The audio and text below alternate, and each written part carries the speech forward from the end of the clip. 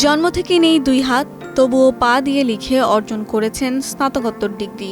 সব বাধাকে পেছনে ফেলে সেই উদ্যম সংগ্রামের স্বীকৃতি মিলল এবার প্রধানমন্ত্রীর কাছ থেকে।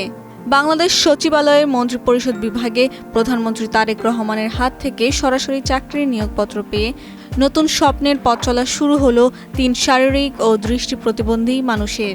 প্রধানমন্ত্রী উপপ্রেস সচিব হাসান শিপলু এ তথ্য জানিয়েছেন।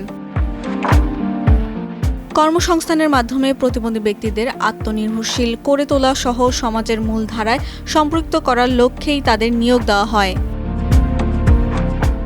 নিয়োগপ্রাপ্ত 3 ব্যক্তি হলেন গাইবান্ধার সাঘাটা উপজেলার আয়শা আক্তার, সিরাজগঞ্জের কামারখন্দ উপজেলার নীলা খাতুন ও নড়াইল সদর উপজেলার মোহাম্মদ হাসমত আলী।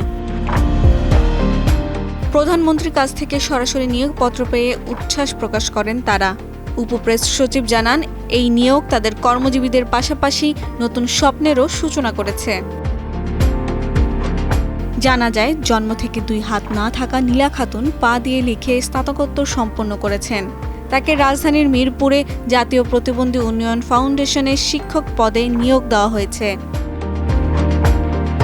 একইভাবে 2 হাত না থাকা আয়শা আক্তারও পা দিয়ে লিখে স্নাতকোত্তর শেষ করেছেন। তিনি মুখ দিয়ে প্রধানমন্ত্রীর কাছ থেকে নিয়োগপত্র গ্রহণ করেন। তাকে গাইবান্ধার বিয়াম ল্যাবরেটরি স্কুল অ্যান্ড কলেজে ক্লাস সুপারভাইজার পদে নিয়োগ দেওয়া হয়েছে।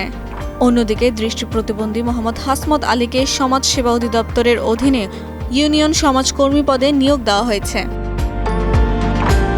প্রতিবন্ধী 3 ব্যক্তিকে চাকরি দেওয়ায় প্রধানমন্ত্রীকে ধন্যবাদ জানিয়েছেন বাংলাদেশ প্রতিবন্ধী কল্যাণ সমিতির প্রতিষ্ঠাতা আব্দুস সাত্তার দুলাল। নিয়োগপত্র প্রদান শেষে তিনি প্রধানমন্ত্রীর সঙ্গে সাক্ষাৎ করে কৃতজ্ঞতা প্রকাশ করেন।